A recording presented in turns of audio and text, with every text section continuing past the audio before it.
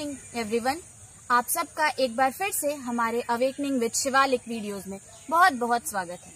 तो ये आज का हमारा 7वां एपिसोड है और हम सब बिना आप लोगों का वक्त जाया करते हुए अपने एपिसोड की तरफ आगे बढ़ते हैं। Good evening Shivalik. Good evening sister.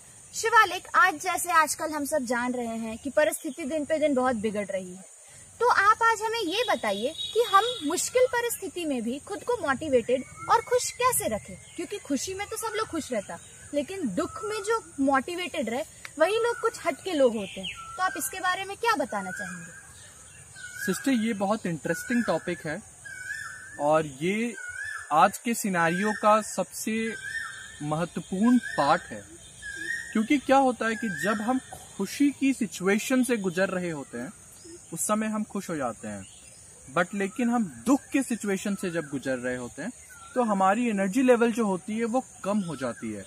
तो आपका बेसिकली सवाल ये है कि दोनों सिचुएशन में हम अपने स्टेट ऑफ माइंड को मेंटेन कैसे करें। बिल्कुल बिल्कुल, ये सवाल सटीक सवाल है। अभी देखिए, ये जो चीज है ये दो नजरिए की चीज है। ये जो परिस्थितियां आती हैं, इस वर्ड का मतलब समझिए। परिस्थिति मतलब बाह्य स्थिति, ये आपकी अपनी स्थिति नहीं है। और ये बाह्य स्थिति को आपने जब प्रिंसिपल बना दिया, principle of your life, then ये बाह्य स्थिति आपकी स्व स्थिति को कंट्रोल करने लगी। बट लेकिन ऐसा तो होना नहीं चाहिए। नहीं, क्योंकि अगर आप ऐसी किसी चीज को प्रिंसिपल बना दोगे, अपने लाइफ का बहुत ऊंचा दर्जा दे दोगे जो आपके ही कंट्रोल में ना हो, तो क्या वो आपको अपने हिसाब से नहीं चला देगा? बिल्कुल बिल्कुल बिल्कुल चला देगा। आप जब चाहते हो कि आप खुश रहो, वो आपको हो सकता है दुखी कर दे। आप जब दुखी में हो तो हो सके कि वो आपको और दुखी कर दे।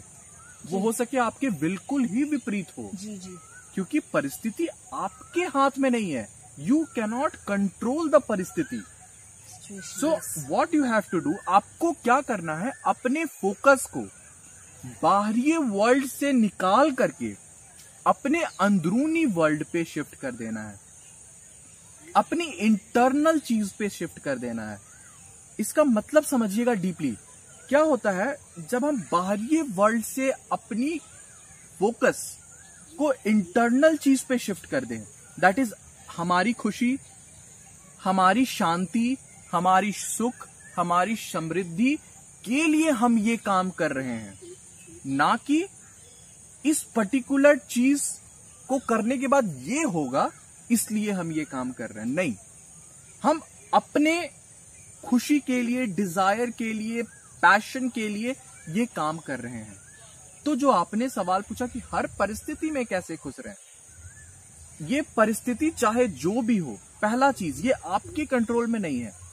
जी बिल्कुल नहीं। हैप्पीनेस दैट इज सोली आपका है, दैट इज आपका है। समझिए, एक अगर कार आपका है तो you can control that car when ever you want.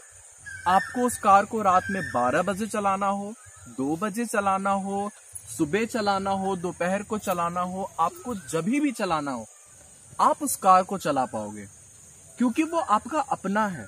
तो आपने जो पूछा कि हम अपने परिस्थिति से अपने हैप्पीनेस को कैसे मेंटेन रखें, समझिए, happiness is all yours. Yes, ये समझने की बात है और फेर है।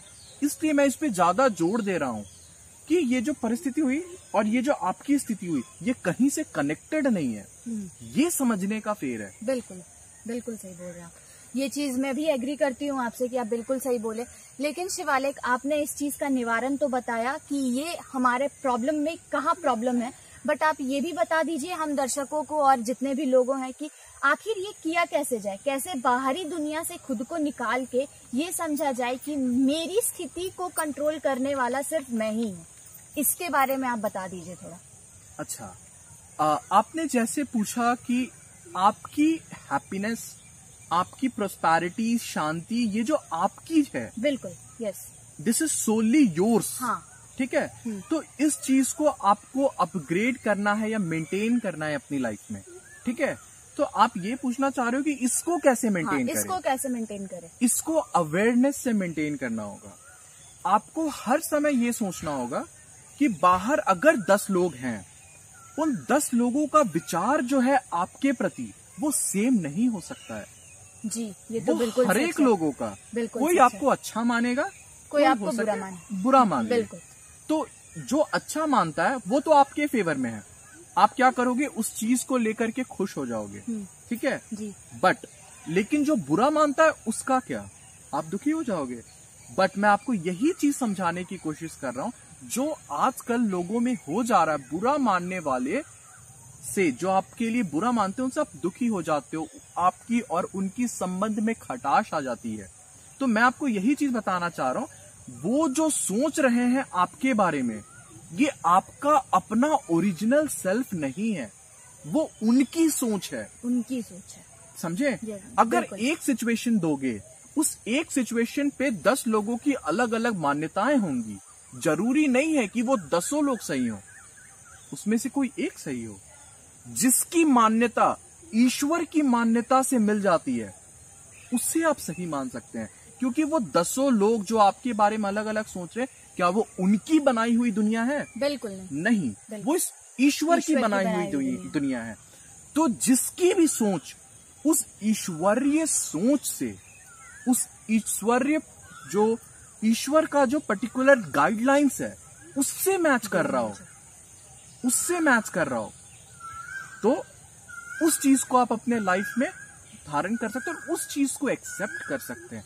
तो उसके लिए आपको क्या करना पड़ेगा, सर्टेन बेसिक गाइडलाइंस होते हैं, उस गाइडलाइंस को फॉलो करना पड़ेगा। वो सारे गाइडलाइंस गीता, कुरान, बाइबल जितने भी हैं, उन सब में जो बेसिक प्रिंसिपल है लाइफ की, उस बेसिक प्रिंसिपल जो नेचुरल प्रिंसिपल है, बस वो फॉलो करना होगा, वो देखना होगा आपको। वो उनकी स्थिति है, वो आपकी नहीं है, और वो तो कुछ भी सोच सकते हैं, वो किसी बेसिक प्रिंसिपल को थोड़ी लिए हैं। नहीं, बिल्कुल सही बोला आपने।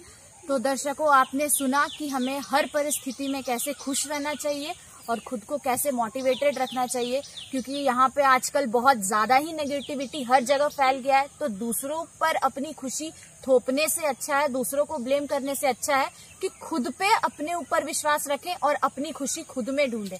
तो इसी के साथ आज का एपिसोड हम यहीं पर समाप्त करते हैं।